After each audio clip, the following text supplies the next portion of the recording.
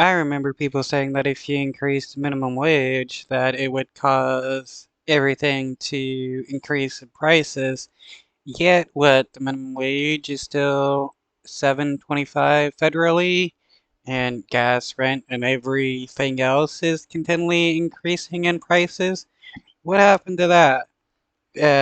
Does that just prove it's one big lie that increasing minimum wage causes the prices of everything else to increase when it's always going to be increasing no matter what happens?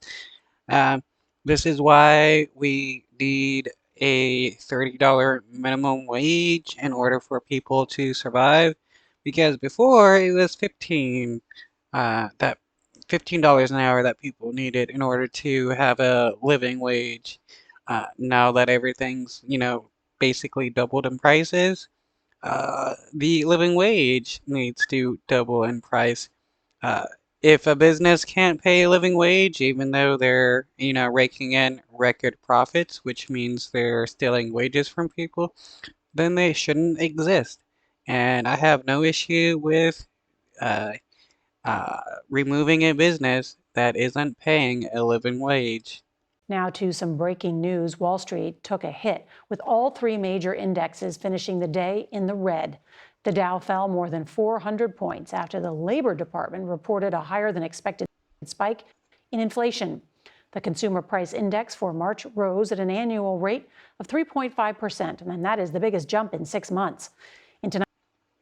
And again, federally, the minimum wage has not increased. So why is there a 3.5% increase in the last months for goods and services? That's because corporations are greedy. Tonight's Money Watch, CBS's Jolene Kent shows us how consumers are feeling the pinch. For the third straight month, prices have gone up more than expected, from the rising cost of car insurance and repairs to how much you're paying at the grocery store every week. Do you know how much one of these costs? $2 freaking. This was $200. We supposed to skip the power bill? I mean, if a business is bragging about making record profits and paying their CEOs and stuff, millions of dollars, and the shareholders getting millions of dollars and stuff like that, well, they can pay a living wage, and if they don't want to, well, they can be shut down and all their assets should be seized. Bill this month so we can buy groceries or the mortgage. Before the pandemic, all of these groceries, about 30 items, cost $100 on average. Now, 5 years later, according to Nielsen IQ, all this costs 33% more, meaning you'd have to skip about 10 items like chicken, bread, milk, and bananas to make your $100 budget. And people are also complaining about how much people are shoplifting. Well, if people were actually paid a living wage, they would be able to afford the prices of food and wouldn't have to shoplift. This is why I have no issue with shoplifting. Make food affordable or give a living wage so people can afford food, and you wouldn't have people shoplifting. Uh, people have to eat. There is no doubt about that. So either uh, make products affordable for people to buy, or increase the wages you give them so that they can buy food. Otherwise, you're gonna have people shoplifting, and that is actually no big problem, especially since the amount of money employers still and like wage theft is like 2 to 3 times more than the cost of people shoplifting. 5 years ago versus today, the difference is remarkable. Is that normal? Oh goodness, it's not normal at all. So that's why really consumers are really scrutinizing their behaviors because, prices are leveling off, but they're leveling off at these record high levels. Higher gas prices and rent also helped push inflation up 3.5% over the last year. Also more expensive, baby food and formula spiking nearly 10%, elder care up over 14%, and veterinary care jumping almost 10%. President Yeah, how can people expect other people to have kids and stuff when the cost uh, products for children continually increase while their wages don't increase?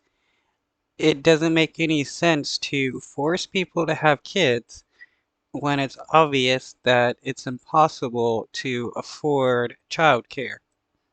Biden responding today. We're better situated than we were when we took office, where inflation was skyrocketing, and we have a plan to deal with it. Okay, but inflation is still skyrocketing. What is he talking about? How are people nowadays better than when he took office when people can't afford food or gas or rent or shelter or anything like that? Biden is truly a piece of shit. But until then, shoppers continue to cut corners where they can. We asked Americans, have you changed your behavior? And 87% of Americans have said yes to that. We may be seeing. Yeah, and this is also funny how people of my generation and like Gen Z are blamed for business going under because people aren't buying as much as they used to. Well, what do you expect when they're spending, uh, like 2/3 of their paycheck on rent and, stuff like that? Like, how can they, you know, afford to buy diamonds when they're spending all their money just trying to survive? And this is the problem with the greed of capitalism.